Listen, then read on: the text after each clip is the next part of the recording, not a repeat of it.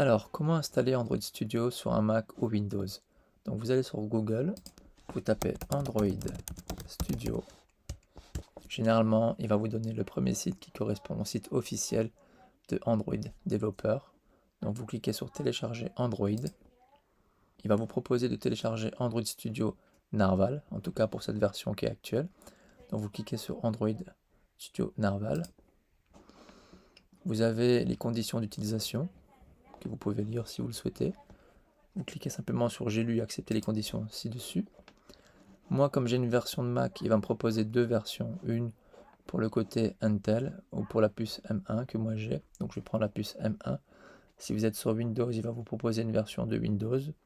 Donc dans mon cas, je prends la version Mac M1. Il va me la télécharger. Bon, moi j'ai déjà téléchargé. Donc je vais vous montrer l'autre partie. Donc une fois que vous avez téléchargé le logiciel, il apparaîtra ici.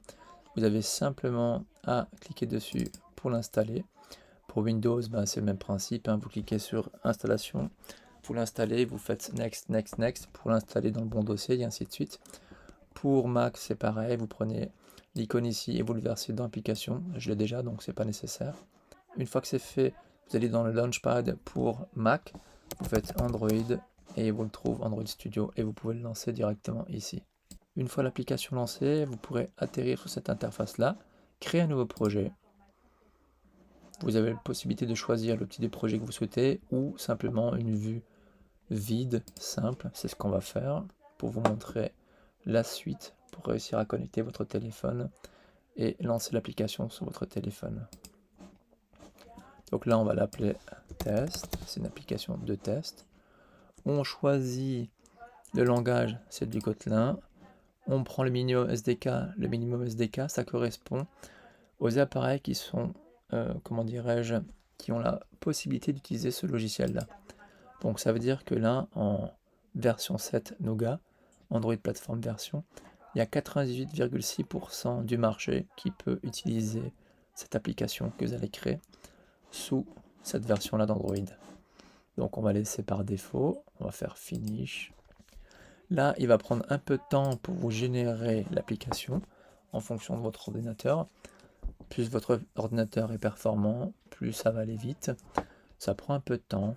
Vous voyez en bas à droite, c'est marqué qu'il est en train de générer les informations. Donc on attend simplement qu'il génère l'information et je vais vous montrer comment on connecte votre téléphone pour lancer l'application depuis votre téléphone et tester l'application sur votre téléphone. Donc là, il a fini, on le voit parce que il a traité les informations. On a une structure qui est plus correcte au niveau du côté gauche. Donc là, on a la structure. Je vous expliquerai ça dans une autre vidéo quand on va commencer à programmer. Là, c'est vraiment pour vous montrer comment on connecte le téléphone pour l'application. Donc, je vais vous mettre cette partie à faire sur le téléphone qui est de configurer tout simplement votre téléphone. Vous allez voir, c'est très simple. Alors, tu vas dans les paramètres de ton téléphone et tu vas sur à propos du téléphone. Puis, tu vas sur le numéro de build et tu cliques 7 fois dessus pour activer le mode développeur. Après, tu retournes en arrière et tu vas dans le système de mise à jour, options pour développeur. Puis, tu fais plus bas, débogage USB. Tu l'actives et tu fais autoriser le débogage. Ensuite, tu branches ton téléphone sur ton ordi et tu passes en transfert des fichiers pour activer la connexion. Donc une fois que vous avez fait le paramétrage sur votre téléphone pour activer le mode développeur et que vous avez activé le mode USB, débogage USB, vous allez simplement sur cette icône-là, Device Manager.